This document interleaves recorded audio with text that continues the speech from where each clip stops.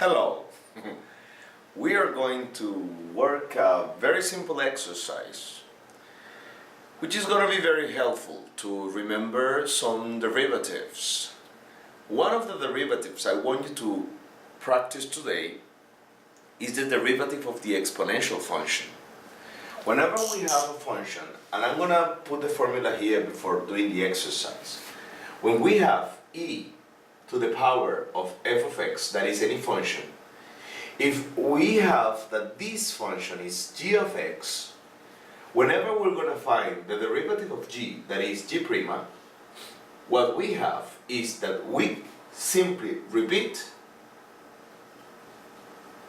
the function itself and then we multiply times the derivative of the function on the exponent.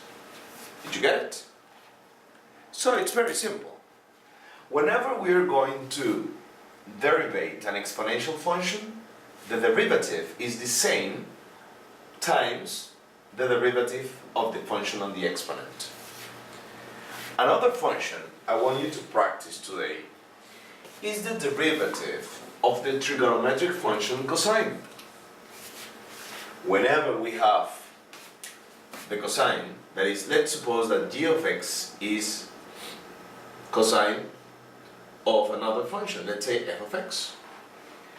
If we want to find the derivative of g, that is g prima, what we have is the g of x, g prima of x is minus sine, exactly the same, f of x, and then we multiply all these times the derivative of x.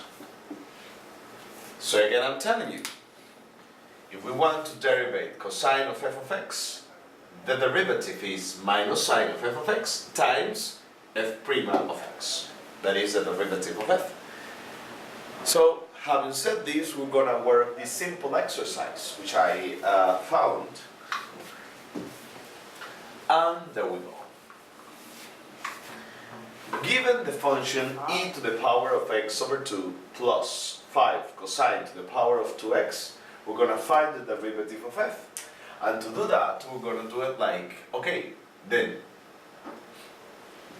f prima of x is equals to what? To e to the power of x over 2. We repeat exactly the same. Then times the derivative of x over 2. Maybe you're wondering now, what is the derivative of x over 2? So if I tell you what is the derivative of 2x, I'm sure you're going to say 2. What is the derivative of 3x? 3. And the derivative of 4x? 4. And the derivative of 1 over 2x? 1 over 2x is 1 over 2. So we multiply this times 1 over 2. Then plus 5. When we have a constant, we always put the constant and we go ahead. And there is something I want you to notice here. Maybe you're watching here cosine to the power of 2x. But this is indeed this, cosine of x to the power of 2.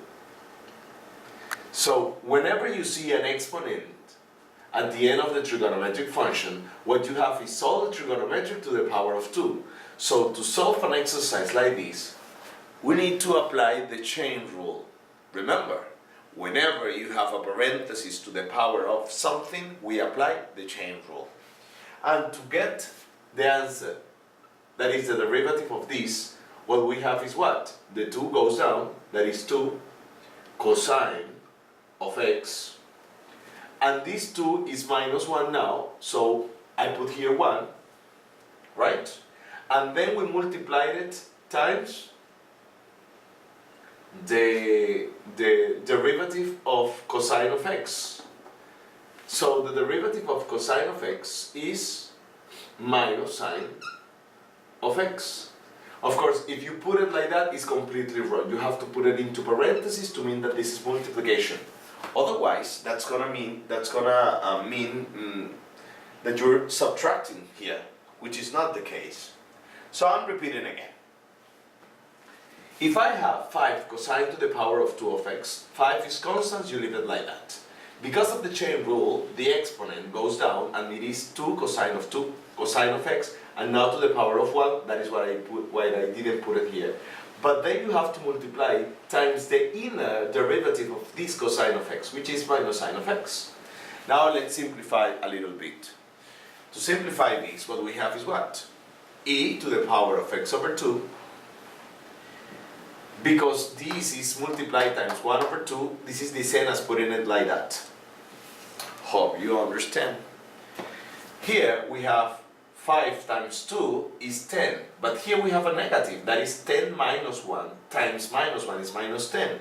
So what we have is minus 10 cosine of x sine of x. And that's it. So, I don't know, maybe if you thought that this was a very difficult exercise, I want you to replay and I want you to try it in your house until finding the right answer. Well, this is it.